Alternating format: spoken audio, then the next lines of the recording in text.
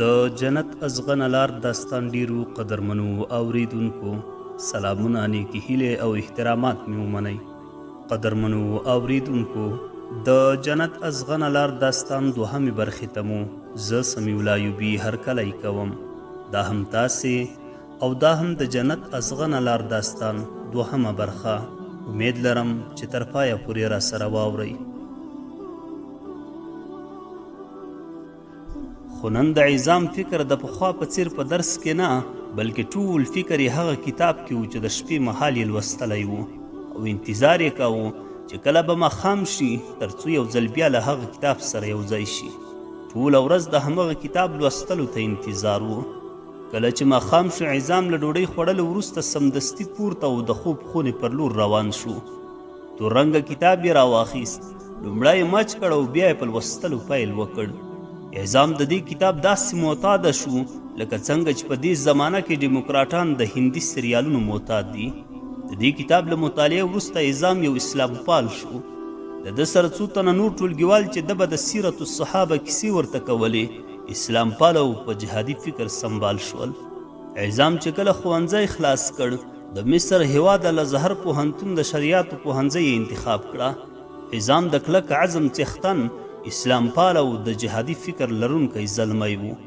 په ټولګي کې له عظام سره د شریعتو د پوهنځۍ د استاد لور عایشه هم وه. عایشه د عظام خوښېدله ځکه چې ډېر په حجاب کې به پانتون ته راتله او اسلامي فکر یې درلود.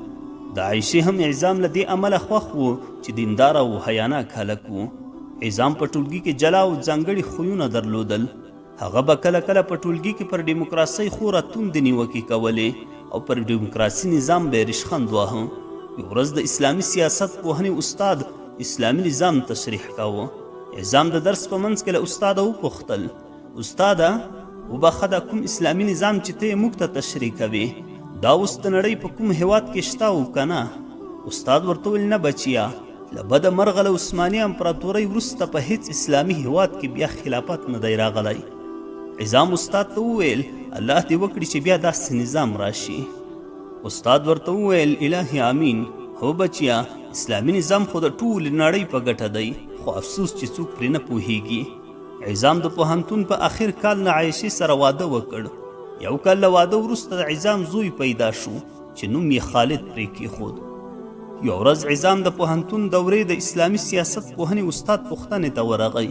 استاد ورته وویل بچیا زیری مې در باندې، دا چې د کوم اسلامي نظام پوښتنه په ټولګي کې کوله هغه اوس په افغانستان کې راغلی دی. عظام ورته وویل واه استاده سم زیری به درکوم، رښتیا ډېر خوشحالونکی زیری دې راباندې وکړ. استاد ورته وویل هو بچیا، افغانستان کې د اسلامي امارت په نوم یو بشپړ اسلامي نظام جوړ شوی دی. عظام وویل شکر استاده، زه به ورځم. بیا یې وخندل، تا خو راته نظري ښودلی و، اوس بې عملي په خپلو سترګو وګورم چې سم مې زده شي. استاد ورته وویل بچیا خو پلار به د اجازه در نه کړي. عظام وویل استاده له پلار څخه به د تېښتې لاره غوره کړم خو ته دعا کوه چې د عایشې خوښه شي. عظام چې کله کور ته راغی د خپلې مېرمنې یعنې عایشې سره یې خبره شریکه کړه. عایشې په جواب کې ورته وویل زما هم همدا ارمان دی چې یو ځل د اسلامي نظام تر سیوري لاندې ژوند وکړم. بس که د الله جل جلاله خوښه وه له تا سره به افغانستان ته ځم، الله تعالی به زموږ څخه راضي شي.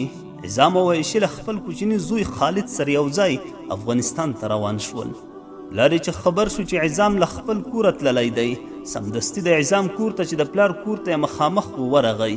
عبیده چې وکتل په کور کې یو لیک پیدا کړ. کله چې لیک پرانیست داسې پکې لیکل شوي وو زما ګران او محترمه پلاره، پوهېږم چې کله زما له تګ څخه خبر شوی ډېر خفګان به در باندې راغلی وي. پوهېږم چې زه ستا لپاره تر ټولې دنیا ګران یم خو داسې فکر ونه کړې چې ته ماته ګران نه یې. زه د هغه رب په ذات قسم خورم چې هیڅکله امانت ضایع کوونکی نه دی. ته ماته له هر څه ګران یې، زه په هیڅ ډول ستا حق نشم ادا کولی. تا چې زما لپاره کوم کارونه کړي یو پلار به هم د زوی لپاره نه وي کړي. خو تر هر څه زیات چې زه پرې خوشحاله او ستا احسانمند یم هغه ستا هغه احسان دی چې تا په لاشعوري ډول زما لپاره کړی دی. اوس به فکر کوي چې دا به کوم احسان وي؟ زه درته وایم پلاره هغه ستا هغه سیرت الصحابه کتاب و چې ما ولوست او زه د ژوند په خوند او حقیقت پوه کړم. پلاره دا احسان دی پر ما تر هر احسان ډیر دی. پلاره تا به هم په هغه کتاب کې لیدلی وي چې صحابه کرامو خپل پلرونه، ترونه، مالونه، زامن او ښځې پرېښودې او له حضرت محمد صلی الله علیه وسلم سره یو ځای مدینې منورې ته هجرت وکړ. نو زه هم تر هغو صحابه او کرامو بهتر نه یم، نو زه هم تا پرېږدم او د اسلامي نظام لپاره هجرت کوم.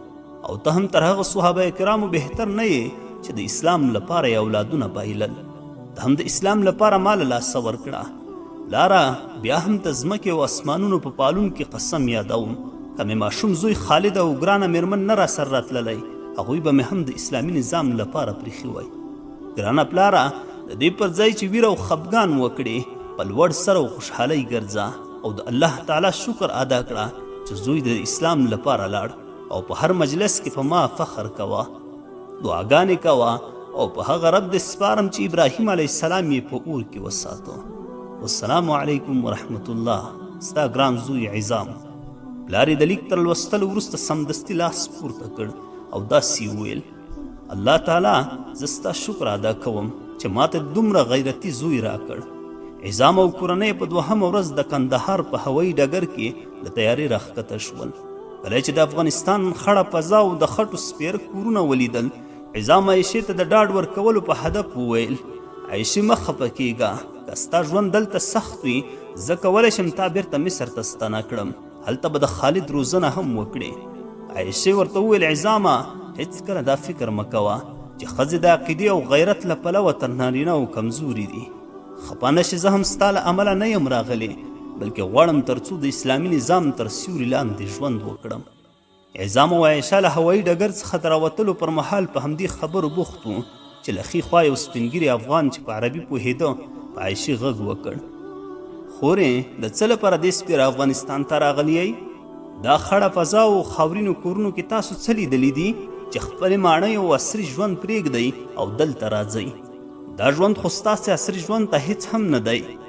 عایشې ورته وویل: وروره، ته پوهېږې چې ښه ژوند ماڼۍ، موټر او پیسې نه دي، بلکې ښه ژوند هغه دی چې روح دې آرام او خوښ وي. موږ په مصر کې هر څه درلودل، خو روحي آرامي مو نه درلودله. ته پوهېږې چې دې سپېرو کورونو ته په راتګ نن دومره خوشحاله یم لکه کعبې شریفې ته چې راغلی یم. زه دلته روحي آرام هغه چې زه ورپسې راغلی یم هغه دا چې د اسلام تر سیوري لاندې ژوند وکړم. زه راغلی یم چې خپل زوی خالد دلته په اسلامي نظریه او فکر سمبال وروزم، تر څو د نایټ کلب پر ځای مدرسې ته لاړ شي. ته پوهېږې چې موږ هلته هر څه درلودل، برق، عصري ژوند او ټلویزیون چې تاسو ترې محروم یاست، خو تاسې هغه څه لرئ چې موږ یې دلته په راتلو مجبور کړو. تاسو اسلامي نظام لرئ چې هر څه مو په امن کې دي، نه مو څوک عقیدې ته په سپکه کتلی شي، نه څوک پر حجاب او ږیره رشخند وهلی شي، او نه هم څوک ستاسې ناموس ته په بد نظر کتلی شي. تاسو عمر لرئ، هغه عمر چې په دومره ستره پاچاهۍ کې تر اوسه بانکي اکاونټ نه لري. عمر سره له پاچاهۍ دومره عاجزه دی چې له ملګرو سره یو ځای پر کمپله کینی. ستاسو عمر ولې د واک، نوم، نشان، پیسو او ماڼیو یعنی بنګلو شوق نه کوي، بلکې د اسلام خدمت تر هر څه غوره ورته ښکاري. موږ ته هم ستاسې د ملا محمد عمر مجاهد غوندې د اسلام خدمت او اسلامي نظام تر سیوري لاندې ژوند تر ماڼیو، برق او پیسو غوره ښکاري.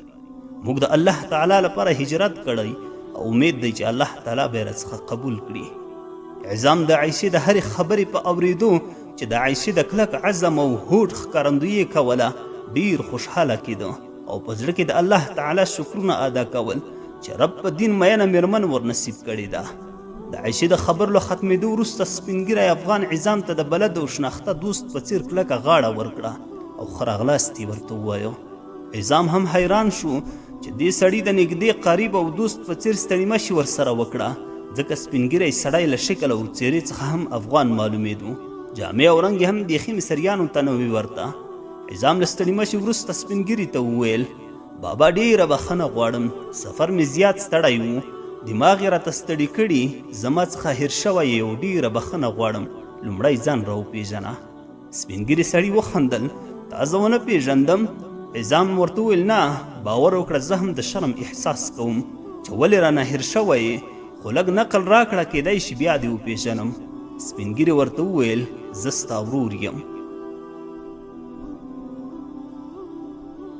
د جنت ازغن لار داستان ډیرو قدرمنو اوریدونکو دا و د داستان دوهمه برخه تر بلې برخې پورې مو په لوی څښتن تعالی سپارم ښاد و آباد اوسئ